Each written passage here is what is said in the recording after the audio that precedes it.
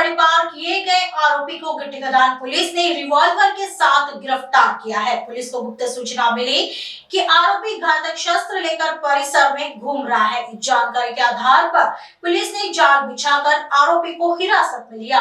आरोपी मनीष उर्फ लक्की गुरु पिल्ले उम्र 25 वर्ष बताया जा रहा है।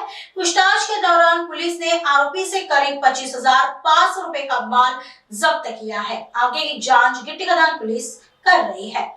आरोपीचं नाव मनीष उर्फ लक्की गुरु पिल्ले हा आरोपी आहे। हा 1 वर्षापासून त्याला तडीपार केलं होतं। हा बॉडी ऑफेंडर आहे, म्हणजे याच्यावर शरीराविरुद्धचे गुन्हे आहेत आणि आम्हाला अशी माहिती अगोदरपासून होती की हा तडीपार आरोपी आहे आणि हा तडीपार असताना सुद्धा म्हणजे पोलीस स्टेशन गिट्टी खदानच्या हद्दीमध्ये चोरून येत आहे आणि तो कुठल्या तरी क्राईम करण्याचे बेतात आहे अशी आम्हाला माहिती होती। त्या माहितीच्या अनुषंगाने आम्ही काल ट्रॅप लावला आणि त्याला ताब्यात घेतला आणि त्याच्याकडून एक गावठी कट्टा आणि एक जिवंत कारतूस आम्हाला त्याच्याकडून रिकवर झालेला आहे।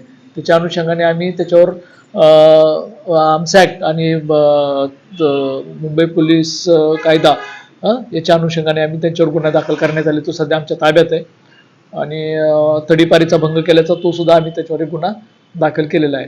नाही, आता ते आम्ही इन्व्हेस्टिगेशन चालू आहे आमचं। ठीक आहे, काल आम्ही त्याला अरेस्ट केलं, त्याने कुठून कट्टा आणलेला आणि त्याचा उद्देश काय होता, मोठा घातपात करण्याची तरी अद्यापर्यंत उघड नाही आलं, पण एक दहशत निर्माण करणं हा असू शकतो कदाचित। ते आम्ही इन्व्हेस्टिगेशनमध्ये ते येऊन जाईल नक्की कशासाठी आणलं होतं, तो अजून तपासाचा भाग चालू आहे।